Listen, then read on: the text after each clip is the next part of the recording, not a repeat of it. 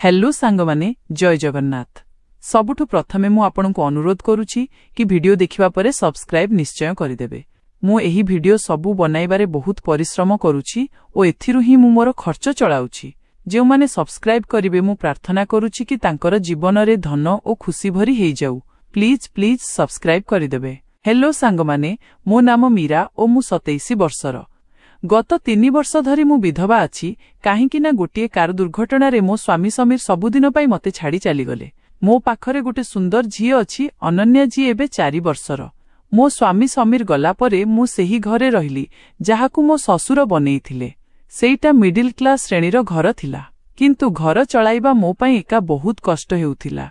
समीर किछि संचय करिथिले ओ बीमार टंका मध्य मिलिथिला जेउथिरु मु किछि समय जाए मोर ओ झियर गुजराण कलु। किंतु धीरे धीरे से टंका सरीबाकु लागिला ओ मते चिंता लागिला। मु केबे चाकिरी करिनथिली काहेकिना समीर सबुबेले कहुथिला कि से रोजगार करिवो ओ मु घर संभाळिबी। एबे कोन करिबी एही प्रश्न मो मुंडरे प्रति राति घुरुथिला। चाकिरी करिबा चिंता आसिला किंतु अनन्या को छाड़ी जिबाकु मन मानु नथिला। से एबे बहुत छोट थिला ओ ताकु मोर दरकार थिला। मो सम्मुखरे गोटे ही विकल्प थिला निज ससुर घरे ही रहिबा ओ किछि काम खोजिबा। जदियो मो सासु ससुरंक सह संपर्क भल थिला किंतु सेमाने बुढ़ा होई गलेनी। तांको विचार थिला कि विधवा बहु घरे ही रहू किंतु मो दियर विक्रम सबुबेले मो साथ देइथिला। से समीर ठारू 5 वर्ष छोट ओ एबे जाई से अविवाहित। तार चाकिरी सहर रे आरंभ होइथिला किंतु जेबे समीरर मृत्यु हेला तो से गांकु फेरी आसिला। तार छोटिया चाकिरी अछि जेउथिरु से निज खर्च तो चलाई निए किंतु परिवारर बोझ उठाइबा पई तार पाखरे यथेष्ट टंका नथिला। जेबे मो सासु ससुरंक सह कथा हेली तो सेमाने तुरंत राजी होई गले। मो सासु कहिले झियो तू आम साथी रे ही रहिबु तो ओ अनन्या आम परिवार। किंतु विक्रमर बुझेइबा परे सेमाने मते काम करिबा पई अनुमति देइदेले ओ एही परि मु निज ससुर घर रे रही चाकिरी खोजिबारे लागि गली। घर को आसीबा सहज थिला किंतु एठी रहिबा नुहे। मो सासु ससुर एबे बुढ़ा होई गलेनी ओ तांको चिंताधारा पुरुणा थिला। प्रति छोट कथारे तांको राग बाहारी पडुथिला। केबे अनन्यार पाटिरे तो केबे रंधा तरिकारे बा मो कामकु जिबारे मीरा तू अभागिनी तो पाई ही तो स्वामी चलीगला। एमिति कथा सुनी मो मन भांगी जाउथिला। मु रातिरे एका कांदुथिली जेमिति अनन्या देखि न पारु।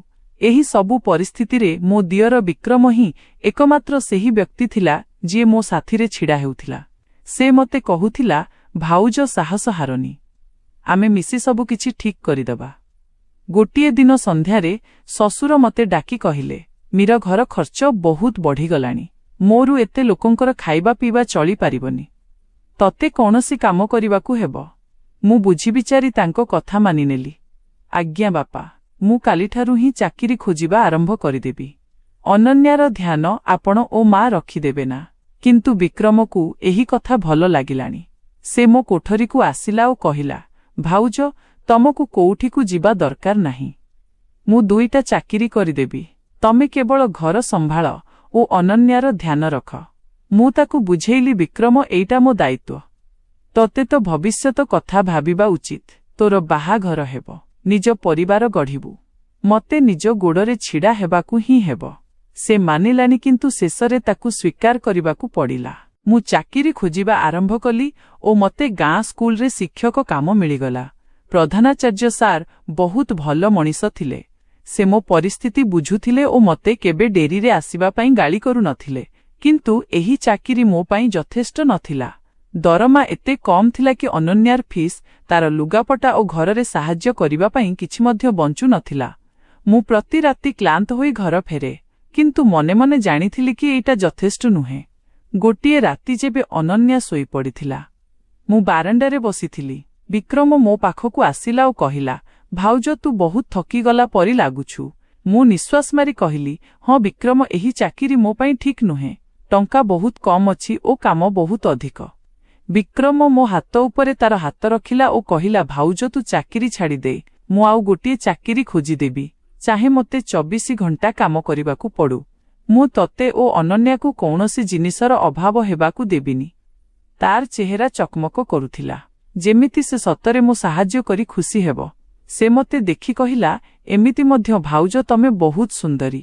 ଜହ୍ନ ପରି ତମ ଚେହେରା ଥକାପଣରେ ମଧ୍ୟ ଚମକୁଛି। ମତେ ତାର କଥା ଶୁଣି ଭଲ ଲାଗୁଥିଲା।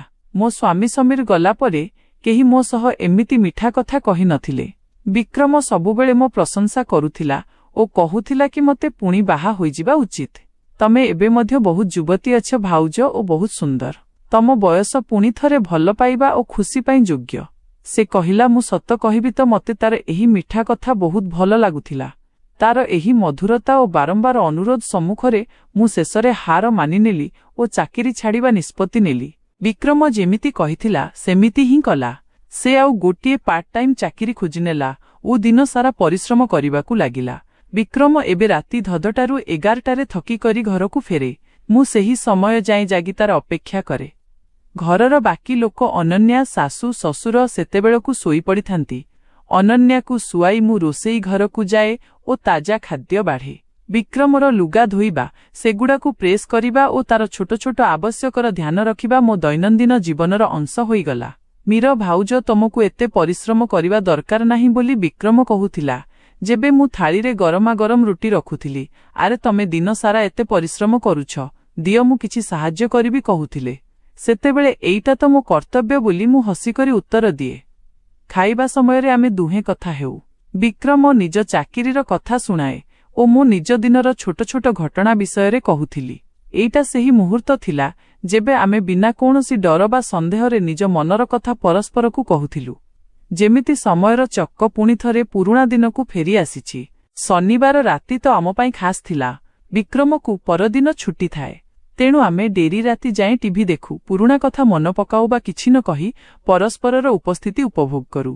ମୋର ମନେ ଅଛି, ଗତ ଶନିବାର ବିକ୍ରମ ବଜାରରୁ ଫେରିବା ବେଳେ ମୋ ମନପସନ୍ଦ ଜିଲାପି ଓ ଅନନ୍ୟା ପାଇଁ ଖେଳନା ଆଣିଥିଲା।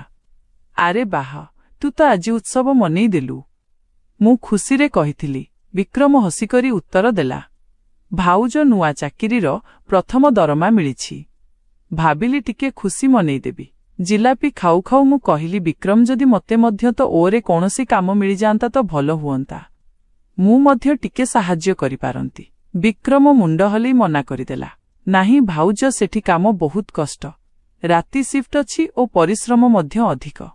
ଏଇଟା ପୁରୁଷମାନଙ୍କ ପାଇଁ ହିଁ ଠିକ୍। ମୁଁ ନିରାଶ ହୋଇ କହିଲି, କିନ୍ତୁ ମୁଁ ତ ଉପରେ ଏତେ ବୋଝ ପକେଇବାକୁ ଚାହୁଁନି। ଶେଷରେ ମୁଁ ଓ ମୋ ଝିଅ ତୋର ଦାୟିତ୍ୱ ନୁହେଁ। ସେ ମୋ ହାତ ଧରି କହିଲା, ଭାଉଜ ଏମିତି କହନି। ତମ ପାଇଁ ଓ ଅନନ୍ୟା ପାଇଁ ପରିଶ୍ରମ କରିବା ମୋ ପାଇଁ ଖୁସିର କଥା। ଯେମିତି ମଧ୍ୟ ଏବେ ମୁଁ ବାହାଘର ଚିନ୍ତା ଛାଡ଼ି ଦେଇଛି। ମୁଁ କଣ ଜବାନ ଅଛି ଆଉ? ମୁଁ ହସିଦେଲି। କଣ ବାଜେ କଥା କହୁଛୁ? ତୁ ଏବେ ମାତ୍ର 25ର ଓ ଦେଖିବାକୁ ମଧ୍ୟ ବହୁତ ଭଲ। ତୋ ପାଇଁ ବହୁତ ଝିଅ ଧାଡ଼ିରେ ଛିଡ଼ା ହେବେ ଓ ଯେଉଁ ଝିଅ ତୋତେ ପାଇବ ସେ ବହୁତ ଭାଗ୍ୟବତୀ ହେବ।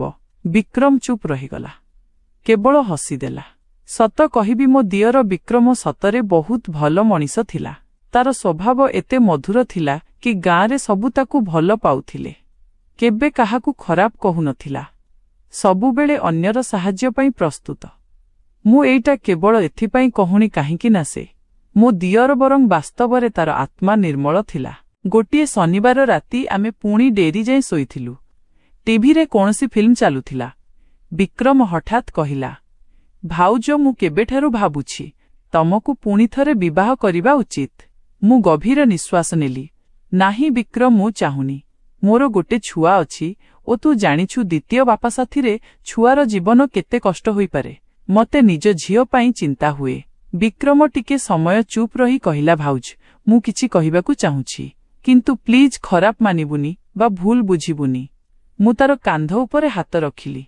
ଆମେ ପରିବାର, ବିକ୍ରମ, ଆମ ଭିତରେ ଏମିତି କୌଣସି କଥା ଅଛି ଯେଉଁଥିରେ ଭୁଲ ବୁଝାମଣା ହୋଇପାରେ? କହ। ସେ ନର୍ଭସ୍ ହୋଇ କହିଲା, ସତ କହିବି ଭାଉଜ, ମୁଁ ଚାହୁଁନି କି ତମେ ପୁଣି ବାହା ହୁଅ। ମୁଁ ଚମକିଗଲି, କାହିଁକି ବିକ୍ରମ, ଏମିତି କାହିଁକି? ଏଥିରୁ ତ ତୋ କାନ୍ଧରୁ ମୋର ଓ ଅନନ୍ୟାର ଦାୟିତ୍ୱ ହଟିଯିବ। ନାହିଁ ଭାଉଜ, ସେ ମତେ ଦେଖି କହିଲା, ମତେ ଏହି ଦାୟିତ୍ୱ ଭଲ ଲାଗେ। ତମ ଓ ଅନନ୍ୟା ଘରେ ଥିଲେ ଘର ଜୀବନ୍ତ ଲାଗେ। ଆମକୁ ପିଲାଦିନୁ ହିଁ ପରସ୍ପରର ଅଭ୍ୟାସ ଅଛି। ତମକୁ ମନେ ଅଛି ଯେବେ ସମୀର ଭାଇଙ୍କ ସାଥିରେ ଆମେ 3 ଜଣ ମିଶି ଗାଁ ମେଳା ଯାଉଥିଲୁ? ମତେ ଭଲ ଲାଗିଲା ଏଇଟା ଜାଣିକି ବିକ୍ରମ ମତେ ନିଜ ସାଥିରେ ରଖିବାକୁ ଚାହୁଁଛି। ଶାଶୁ ଶ୍ୱଶୁର ସବୁବେଳେ ମତେ ଦ୍ୱିତୀୟ ବିବାହ ପାଇଁ ପ୍ରେରିତ କରୁଥିଲେ, କିନ୍ତୁ ବିକ୍ରମ ଚାହୁଁଥିଲା କି ମୁଁ ଏଠି ହିଁ ରହେ ତାର ସାଥିରେ। ପର୍ବପର୍ବାଣୀରେ ବିକ୍ରମ ମୋର ଓ ଅନନ୍ୟା ପାଇଁ ନୂଆ ଲୁଗା ଆଣୁଥିଲା। ଦୀପାବଳିରେ ତ ସେ ନିଜ ସାରା ଦରମା ଆମ ଉପରେ ଖର୍ଚ୍ଚ କରିଦେଇଥିଲା। ଅନନ୍ୟା ପାଇଁ ଖେଳନା, ମୋ ପାଇଁ ଶାଢ଼ୀ ଓ ଘର ପାଇଁ ନୂଆ ସାମାନ। ବିକ୍ରମ କିଛି ଟଙ୍କା ନିଜ ପାଇଁ ମଧ୍ୟ ବନେଇ ରଖ। ମୁଁ ତାକୁ ବୁଝେଇଲି, ତମ ବାହାଘର ପାଇଁ କିଛି ତ ସଞ୍ଚୟ କର। ସେ ହସିଲା। ଭାଉଜ, ମୁଁ କହିଲି ନା, ବାହାଘର କଥା ଛାଡ଼ି ଦେଇଛି। ଆମେ ଦୁହେଁ ଏମିତି ହିଁ ରହିବା। ନା ତମେ ବାହା ହେବ ନା ମୁଁ ବାହା ହେବି। ମୁଁ ହସୁଥିଲି ଓ କଥା ଟାଳି ଦେଉଥିଲି। କିନ୍ତୁ ଯେବେ କେବେ ମୁଁ ତାର କୋଠରୀ ସଫା କରୁଥିଲି ତ କିଛି ଜିନିଷ ଦେଖୁଥିଲି ଯାହା ମୋତେ ଅଜବ ଲାଗୁଥିଲା। ତାର ବିଛଣା ଉପରେ ଦାଗ ଏବଂ ତାରରେ ଲୁଚିଥିବା ଭିଡିଓ। ମୁଁ ବୁଝୁଥିଲି କି 25 ବର୍ଷର ଅବିବାହିତ ଯୁବକ। ଏଇଟା ସବୁ ସ୍ୱାଭାବିକ। କିନ୍ତୁ ଏହି ଜିନିଷ ଦେଖି ମୋତେ ମୋ ସ୍ୱାମୀ ସମୀରର ସ୍ମୃତି ତାଜା ହୋଇଯାଏ। ସେହି ଅନ୍ତରଙ୍ଗ ମୁହୂର୍ତ୍ତ ଯେଉଁଥିରୁ ମୁଁ 3 ବର୍ଷ ଧରି ବଞ୍ଚିତ ଥିଲି। ମୁଁ ନିଜକୁ ରୋକିପାରୁନଥିଲି ଓ କେବେ କେବେ ଘଣ୍ଟା ଘଣ୍ଟା ନିଜ କୋଠରୀରେ ବନ୍ଦ ହୋଇ ସେହି ଭିଡିଓ ଦେଖୁଥିଲି। ଗୋଟିଏ ରାତି ଯେବେ ଆମେ ଦୁହେଁ ଡେରି ଯାଏଁ ଜାଗିଥିଲୁ, ଟିଭିରେ ଗୋଟିଏ ଫିଲ୍ମ ଚାଲୁଥିଲା ଯେଉଁଥିରେ କିଛି ଆନନ୍ଦମୟ ଦୃଶ୍ୟ ଥିଲା। ମୋର ଧ୍ୟାନ ସେଥିରେ ଥିଲା ଓ ମୋତେ ଜାଣିନାହିଁ କାହିଁକି ଗୋଟେ ଅଜବ ଉଷ୍ମତା ଅନୁଭବ ହେଉଥିଲା। ମୁଁ ନିଜକୁ ସମ୍ଭାଳିଲି ଓ ଏମିତି ଦେଖେଇଲି ଯେମିତି ମୋତେ କିଛି ବୁଝା ପଡୁନି। ମୁଁ ଶୋଇବାକୁ ଯାଉଛି ବିକ୍ରମ। ତତେ ମଧ୍ୟ ଶୋଇଯିବା ଉଚିତ। କାଲି ଶୀଘ୍ର ଉଠିବାର ଅଛି। ବିକ୍ରମ ହସିକରି କହିଲା, ଠିକ୍ ଅଛି ଭାଉଜ, ତମେ ଯାଅ। ମୁଁ କେବଳ ଟିକେ ସମୟ ଆଉ ଫିଲ୍ମ ଦେଖି ଆସୁଛି। ମୁଁ ନିଜ କୋଠରୀ ଆଡ଼କୁ ବଢ଼ିଗଲି। କିନ୍ତୁ ମୋ ମନରେ କିଛି ବିଚିତ୍ର ଚିନ୍ତା ଘୁରୁଥିଲା। ମୋତେ ନିଦ ଆସୁନଥିଲା। ବିଛଣାରେ ଏପଟ ସେପଟ ହୋଇ ମୁଁ ମୋବାଇଲ ଉଠାଲି ଓ ସ୍କ୍ରୋଲ କରିବାକୁ ଲାଗିଲି। ହଠାତ୍ କଣ୍ଠ ଶୁଖିଗଲା। ଶୋଷ ଲାଗିଲା। ମୁଁ ଧୀରେ ଉଠି ପାଣି ପିଇବା ପାଇଁ ରୋଷେଇ ଘର ଆଡ଼କୁ ଗଲି। ଗଳି ଦେଇ ଯାଉ ଯାଉ ଦେଖିଲି କି ବିକ୍ରମର କୋଠରୀରୁ ଆଲୁଅ ଆସୁଥିଲା। ଆରେ, ଏବେ ଯାଏଁ ଶୋଇନାହିଁ। ମୁଁ ମନେ ମନେ ଭାବିଲି। ବିକ୍ରମର ଅଭ୍ୟାସ ଥିଲା ଲାଇଟ୍ ଜଳେଇ ଶୋଇବା। ମୁଁ ଭାବିଲି ବିଜୁଳି ବନେଇବା ପାଇଁ ଲାଇଟ୍ ବନ୍ଦ କରି ଆସିବି। ଯେବେ ମୁଁ ତାର କୋଠରୀ ପାଖରେ ପହଞ୍ଚିଲି ତ ଦୁଆର ଅଳ୍ପ ଖୋଲା ଥିଲା। ମୁଁ ଶବ୍ଦ ନ କରି ଚାହିଁଲି ଓ ଯାହା ଦେଖିଲି ସେଥିରୁ ମୋର ହୋସ୍ ଉଡ଼ିଗଲା। ବିକ୍ରମ ନିଜରେ ମୋ ଛବିକୁ ବଡ଼ କରି ଦେଖୁଥିଲା। ସେ ଗତ ପର୍ବ ବେଳର ଫଟୋ ଯେଉଁଥିରେ ମୁଁ ଲାଲ ଶାଢ଼ୀରେ ଥିଲି ଓ ସେ କିଛି ଏମିତି କରୁଥିଲା ଯାହା ଦେଖି ମୋ ଚେହେରା ଲାଜରେ ଲାଲ ହୋଇଗଲା। ମୋ ହୃଦୟ ଜୋରରେ ଧଡ଼ ଧଡ଼ ହେଲା। ମୁଁ ସେଠି ଛିଡ଼ା ହୋଇ ରହିଲି। ନା ଭିତରକୁ ଯାଇପାରୁଥିଲି ନା ଫେରି ପାରୁଥିଲି। ମୋ ମନରେ ଚିନ୍ତାର ତୋଫାନ ଉଠିଲା।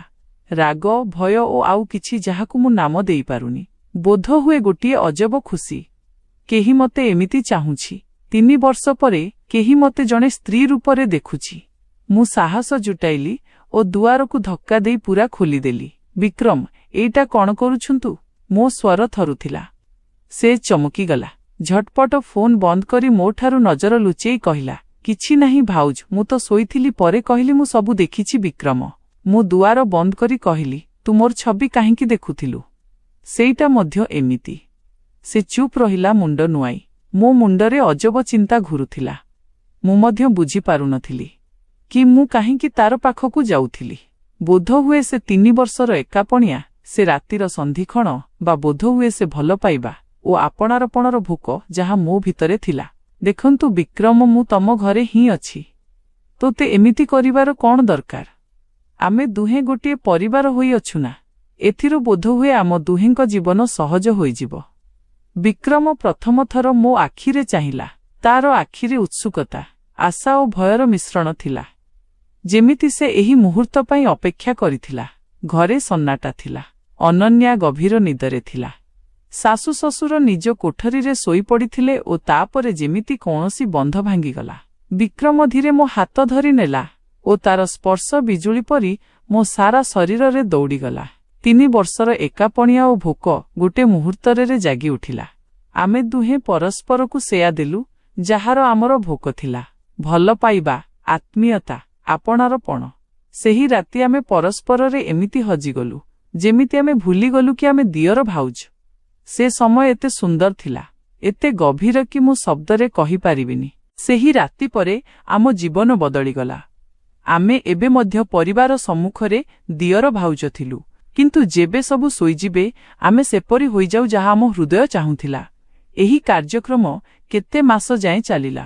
ତାପରେ ଗୋଟିଏ ସକାଳ ଯେବେ ମୁଁ ନିଜ କୋଠରୀରେ ଥିଲି, ହଠାତ୍ ମୋ ପେଟରେ ଯନ୍ତ୍ରଣା ହେଲା ଓ ମୋତେ ବାନ୍ତି ଆସିଲା। ମୁଁ ପ୍ରଥମେ ତ ଭାବିଲି କି ବୋଧହୁଏ କିଛି ଭୁଲ ଖାଇଦେଇଥିବି। କିନ୍ତୁ ପରଦିନ ମଧ୍ୟ ଏୟା ହେଲା ଓ ଓ ତାପରେ ପରଦିନ ମଧ୍ୟ। ମୋ ମନରେ ସନ୍ଦେହ ହେଲା। ମୁଁ ଚୁପଚାପ ସହରର କ୍ଲିନିକ୍ ଗଲି, ଯେଉଁଠି ଡାକ୍ତର ମୋ ଯାଞ୍ଚ କଲେ। ଝିଅ ମୀରା, ସେ ଧୀରେ କହିଲେ, ତ ପେଟରେ ମୋ ମୁଣ୍ଡ ଉପରେ ଆକାଶ ଫାଟି ପଡ଼ିଲା। ମୁଁ ସ୍ତବ୍ଧ ହୋଇଗଲି। ମୋ କାନରେ ଗୋଟେ ହିଁ ଶବ୍ଦ ବାଜୁଥିଲା। ମୋ ସାରା ଶରୀର ଥରୁଥିଲା। ମୁଁ ନିଜକୁ ନିନ୍ଦା କରିବା ଆରମ୍ଭ କଲି। ଏଇଟା ମୁଁ କଣ କରିଦେଲି ନିଜ ଦିଅର ସାଥିରେ? ଓ ଏବେ ଏ ଅବସ୍ଥା? ମୁଁ ନିଜକୁ ଘୃଣା କରିବାକୁ ଲାଗିଲି। ଘର ପହଞ୍ଚି ମୁଁ ସିଧା ବିକ୍ରମ ପାଖକୁ ଗଲି, ଯିଏ ଏବେ ହିଁ ଚାକିରିରୁ ଫେରିଥିଲା। ବିକ୍ରମ, ମୁଁ ଭୟ ସ୍ୱରରେ କହିଲି, ମତେ ତୋତେ କିଛି କହିବାର ଅଛି। କଣ ହେଲା ଭାଉଜ? ସେ ମୋ ଚେହେରା ଦେଖି ଚିନ୍ତିତ ହୋଇ ପଚାରିଲା। ମୁଁ କାନ୍ଦିବାକୁ ଲାଗିଲି। ମୁଁ ବିକ୍ରମକୁ ସବୁ କହିଲି। ବିକ୍ରମର ଚେହେରା ରଙ୍ଗ ଉଡ଼ିଗଲା। ସେ ଚୌକିରେ ବସିଗଲା, ଯେମିତି ତାର ପାଦ ତଳର ମାଟି ଖସିଗଲା। ଏଇଟା ଆମ ବହୁତ ବଡ଼ ଭୁଲ ଥିଲା। ସେ ନିଜ ମୁଣ୍ଡ ଧରିନେଲା। ଆମର ଏହି ସମ୍ପର୍କ ଶେଷ କରିବାକୁ ହେବ। କିନ୍ତୁ ପ୍ରଥମେ ଏହି ସମସ୍ୟାର ସମାଧାନ ବାହାର କରିବାକୁ ହେବ। ଆମ ସମ୍ମୁଖରେ ଗୋଟିଏ ବଡ଼ ପ୍ରଶ୍ନ ଥିଲା। କଣ କରିବୁ? ଗାଁରେ କେହି ଜାଣିଦେଲେ ଆମର ଓ ଆମ ପରିବାରର ଇଜ୍ଜତ ମାଟିରେ ମିଳିଯିବ। ମୋ ଝିଅର କଣ ହେବ? ତାର ଭବିଷ୍ୟତ କଣ? ମୁଁ ସହରର ଜଣେ ଡାକ୍ତରଙ୍କ ସହ କଥା ହୁଏ। ବିକ୍ରମ କହିଲା, ଆମେ ମେଳା ବାହାନାରେ ସହର ଯିବା। ସେଠି କେହି ଜାଣିନାହାନ୍ତି କି ଆମେ କିଏ। ପରଦିନ ଆମ ଦୁହେଁ ସହର ଗଲୁ। ଗୋଟିଏ ଛୋଟିଆ କ୍ଲିନିକ୍ରେ ଡାକ୍ତର ମୋ ଯାଞ୍ଚ କଲେ ଓ ପୁଷ୍ଟି କଲେ। ମୁଁ ଭାରି ମନରେ ବିକ୍ରମକୁ କହିଲି, ଏଇଟା ଆମର ପରିଣାମ। ବିକ୍ରମ, ଆମେ ଏହାକୁ ଆଗେଇ ପାରିବା ନାହିଁ। ବିକ୍ରମ ମୋ ହାତ ଧରିଲା ଓ ହଁରେ ମୁଣ୍ଡ ହଲେଇଲା। ଡାକ୍ତରଙ୍କୁ ପରାମର୍ଶ ନେବା ପରେ ମୁଁ ସେହି ପଦକ୍ଷେପ ନେଲି, ଯାହା ବୋଧହୁଏ ମୋ ଜୀବନର ସବୁଠୁ କଠିନ ନିଷ୍ପତ୍ତି ଥିଲା। ଫେରି ଗାଁକୁ ଆସିବା ପରେ ମୋ ହୃଦୟ ଓ ମନ ଉଭୟ ଭାରି ଥିଲା। ମୁଁ ବିକ୍ରମକୁ କହିଲି, ଏବେ ଆମକୁ ନିଜ ନିଜ ଜୀବନ ଅଲଗା କରିବାକୁ ହେବ। ମୁଁ ନିଜ ଝିଅ ସାଥିରେ କୋଉଠି ଦୂରକୁ ଚାଲିଯିବି ଓ ତୁ ତ ଜୀବନ ଆରମ୍ଭ କର। ବିକ୍ରମର ଆଖିରେ ଲୁହ ଥିଲା। କ୍ଷମା କରିଦେବୁ ଭାଉଜ। ସେ କହିଲା, ମୁଁ ତତେ ଏହି ଅବସ୍ଥାରେ ପହଞ୍ଚାଇଦେଲି। ନାହିଁ ବିକ୍ରମ, ଏଥିରୁ ଆମ ଦୁହେଁଙ୍କ ଭୁଲ ଥିଲା। ମୁଁ ତାର କାନ୍ଧ ଉପରେ ହାତ ରଖି କହିଲି, କିନ୍ତୁ ଏବେ ଆମକୁ ସଠିକ ରାସ୍ତାରେ ଚାଲିବାକୁ ହେବ। ମୁଁ ପରଦିନ ହିଁ ଚାକିରି ଖୋଜିବା ଆରମ୍ଭ କରିଦେଲି। ମୋର ଇଚ୍ଛା ଥିଲା ସହରରେ କୌଣସି କାମ ଖୋଜି ଝିଅ ସାଥିରେ ଗୋଟିଏ ନୂଆ ଜୀବନ ଆରମ୍ଭ କରିବି। କିନ୍ତୁ ଯେମିତି ଯେମିତି ଦିନ ବିତିଲା, ମୋ ଭିତରେ ଗୋଟେ ଅଜବ ଯନ୍ତ୍ରଣା ଓ ଖାଲିପଣିଆ ବଢ଼ିଲା। ବିକ୍ରମ ମଧ୍ୟ ଚିନ୍ତିତ ଦେଖାଯାଉଥିଲା। ସେ କାମରୁ ଆସି ସିଧା ନିଜ କୋଠରୀକୁ ଚାଲିଯାଉଥିଲା। ଖାଇବା ମଧ୍ୟ ସେଠି ଖାଉଥିଲା। ଆମ ନଜର ମିଳିବାକୁ ଡରୁଥିଲା। କିନ୍ତୁ ଯେବେ କେବେ ମିଳୁଥିଲା, ସେଥିରୁ ଗୋଟେ ଅଜବ ପୀଡ଼ା ଦେଖାଯାଉଥିଲା। ଗୋଟିଏ ରାତି ମୁଁ ଅନନ୍ୟାକୁ ଶୁଆଇ ବାହାରେ ଅଗଣାରେ ବସିଥିଲି। ଆକାଶରେ ଜହ୍ନ ହସୁଥିଲା। ବିକ୍ରମ ମଧ୍ୟ ସେଠି ଆସି ଚୁପଚାପ ବସିଗଲା। ଭାଉଜ, ସେ ଧୀରେ କହିଲା, ମୁଁ କାଲି ସହର ଯାଉଛି। ମତେ ସେଠି ଗୋଟିଏ ଭଲ ଚାକିରି ମିଳିଗଲା। ମୋ ହୃଦୟ ଜୋରରେ ଧଡ଼ ଧଡ଼ ହେଲା। ଏତେ ଶୀଘ୍ର? ମୁଁ ପଚାରିଲି। ହଁ, ମତେ ଲାଗୁଛି ଏଇଟା ହିଁ ଠିକ୍। ସେ କହିଲା, ମୁଁ ଏଠି ରହିବି ତ ଆମ ଦୁହେଁଙ୍କ ପାଇଁ କଷ୍ଟ ହେବ ଓ ଶାଶୁ ଶ୍ୱଶୁର ମଧ୍ୟ ସନ୍ଦେହ କରିପାରନ୍ତି। ମୁଁ ଚୁପ୍ ରହିଲି। ସେ ଠିକ୍ କହୁଥିଲା। ଆମ ସମ୍ପର୍କର ରହସ୍ୟ ଯଦି କେବେ ଖୁଲିଗଲା, ତ କେବଳ ଆମର ନୁହେଁ ବରଂ ସାରା ପରିବାରର ବଦନାମୀ ହେବ। ତାପରେ ହଠାତ୍ ବିକ୍ରମ ମୋ ହାତ ଧରି ନେଲା। ଭାଉଜ, ମୁଁ ତୋତେ କିଛି ପଚାରିବାକୁ ଚାହୁଁଛି। ତାର ସ୍ୱରରେ ଗୋଟେ ଅଜବ ଉତ୍ତେଜନା ଥିଲା। କଣ? ସେ ଧୀରେ ପଚାରିଲା। ତମେ ମୋ ସାଥିରେ ଯିବ? ତମେ ଓ ଅନନ୍ୟା, ଆମେ ସବୁ ମିଶି ସହର ଚାଲିଯିବା। ସେଠି କେହି ଆମକୁ ଜାଣିନାହାନ୍ତି। ଆମେ ସେଠି ସାଥିରେ ରହିପାରିବା। କେହି ଜାଣିବେନି କି ଆମେ କଣ। ମୁଁ ତାର କଥା ଶୁଣି ଅବାକ୍ ହୋଇଗଲି। ବିକ୍ରମ, ତୁ ପାଗଳ ହୋଇଗଲୁଣି କଣ? ଏଇଟା ଭୁଲ। କିନ୍ତୁ କାହିଁକି ଭାଉଜ? ସେ ଆବେଗରେ କହିଲା। ଆମେ ପରସ୍ପରକୁ ଭଲ ପାଉ। ଆମେ ଖୁସି ଅଛୁ ସାଥିରେ। ଅନନ୍ୟା ମଧ୍ୟ ମତେ ଭଲ ପାଏ। ଯେବେ ଯାଏ କେହି ଜାଣିନାହାନ୍ତି, ସେତେବେଳ ଯାଏଁ କଣ ଫରକ ପଡ଼େ? ମୁଁ ତାର ହାତ ଝଟକି ଦେଲି। ବସ୍ କର ବିକ୍ରମ। ଆମେ ଏମିତି କରିପାରିବା ନାହିଁ। ଏଇଟା ପାପ ଓ ଯଦି କେବେ କେହି ଜାଣିଦେଲେ ତ ଆମେ ଦେଶର କୋଉ କୋଣକୁ ଚାଲିଯିବା। ଆମ ସତ୍ୟ ଆମ ସାଥିରେ ହିଁ ରହିବ। ବିକ୍ରମ ମତେ ଭଲରେ ଚାହିଁଲା। ତାର ଆଖିରେ ଲୁହ ଓ ନିଆଁ ଉଭୟ ଥିଲା। ପରେ ମୁଁ ତ ବିନା ରହିପାରିବିନି, ସେ ଯନ୍ତ୍ରଣା ଭରା ସ୍ୱରରେ କହିଲା। ମୁଁ ତତେ ଭଲ ପାଏ, କେବଳ ଦିଅର ରୂପରେ ନୁହେଁ। ଏଇଟା ଭଲ ପାଇବା ନୁହେଁ, ବାସନା। ବିକ୍ରମ, ମୁଁ ଟାଣ କରି କହିଲି। ଯଦିଓ ମୁଁ ଜାଣିଥିଲି କି ଏଇଟା କେବଳ ବାସନା ନଥିଲା। ଆମ ଭିତରେ କିଛି ଆଉ ଗଭୀର ଥିଲା, କିନ୍ତୁ ତାକୁ ନାମ ଦେବା ପାପ ଥିଲା। ବିକ୍ରମ ସେଠାରୁ ଉଠି ନିଜ କୋଠରୀକୁ ଚାଲିଗଲା। ମୁଁ ସେଠି ଅଗଣାରେ ବସି ରହିଲି, ନିଜ କପାଳ ଉପରେ ଲୁହ ବହାଇ। ପରଦିନ ସକାଳ ଯେବେ ମୁଁ ଉଠିଲି ତ ଦେଖିଲି କି ବିକ୍ରମର କୋଠରୀ ଖାଲି ଥିଲା। ସେ ନିଜ ବ୍ୟାଗ୍ ଧରି ଚାଲିଯାଇଥିଲା। ସେ ଗୋଟିଏ ଚିଠି ଛାଡ଼ିଥିଲା। ସେଥିରେ ଲେଖାଥିଲା, ମୋ ପ୍ରିୟ ଭାଉଜ, ମୁଁ ଯାଉଛି। ଏହି ଘର ଛାଡ଼ି ତମେ ଠିକ୍ କହୁଥିଲା। ଆମେ ସାଥିରେ ରହିବା ଭୁଲ। ମୁଁ ଚାହୁଁନି କି ମୋ ଯୋଗୁଁ ତମର ବା ଅନନ୍ୟାର ଜୀବନରେ କୌଣସି ଅସୁବିଧା ଆସୁ। ମୁଁ ସହରରେ ଗୋଟିଏ ଚାକିରି ନେଇଛି। ପ୍ରତି ମାସ ଟଙ୍କା ପଠାଇବି। ଯେବେ ଯାଏଁ ମୁଁ ଅଛି ତୋତେ ବା ଅନନ୍ୟାକୁ କେବେ କୌଣସି ଜିନିଷର ଅଭାବ ହେବନି। କ୍ଷମା କରିଦେବୁ ଭାଉଜ, ତୋର ବିକ୍ରମ। ସେହି ଚିଠି ପଢ଼ି ମୋ ଆଖିରୁ ଲୁହ ବୋହିଗଲା। ମୁଁ ନିଜକୁ ଦର୍ପଣରେ ଦେଖିଲି ଓ ଭାବିଲି, ମୀରା, ତୁ କ'ଣ କରିଦେଲୁ? ମୁଁ ମୋ ସ୍ୱାମୀ ସ୍ମୃତିକୁ ଠକିଦେଲି। ପରିବାରର ଇଜ୍ଜତକୁ ବିପଦରେ ପକେଇଲି ଓ ନିଜ ଝିଅର ଭବିଷ୍ୟତ ଅନ୍ଧକାରକୁ ଠେଲିଦେଲି। ବିକ୍ରମ ମଧ୍ୟ ଏବେ ନିଜର ବୋଝ ତଳେ ଦବିଯିବ। ଆମେ ଦୁହେଁ ଯେଉଁ ଭୁଲ କଲୁ ତାର ଅନୁଭବ ଏବେ ଆମକୁ ପ୍ରତି ମୁହୂର୍ତ୍ତ କଷ୍ଟ ଦେଉଛି। ସାଙ୍ଗମାନେ, ଜୀବନରେ କେବେ ମଧ୍ୟ ଏମିତି ରାସ୍ତା ଆପଣାନ୍ତୁ ନାହିଁ ଯାହା ପରିବାରର ସମ୍ପର୍କକୁ ଭାଙ୍ଗିଦିଏ। ଭୁଲ ପଦକ୍ଷେପ ଗୋଟିଏ ମୁହୂର୍ତ୍ତର ଖୁସି ଦିଏ, କିନ୍ତୁ ତାପରେ ସାରା ଜୀବନର ଅନୁତାପ।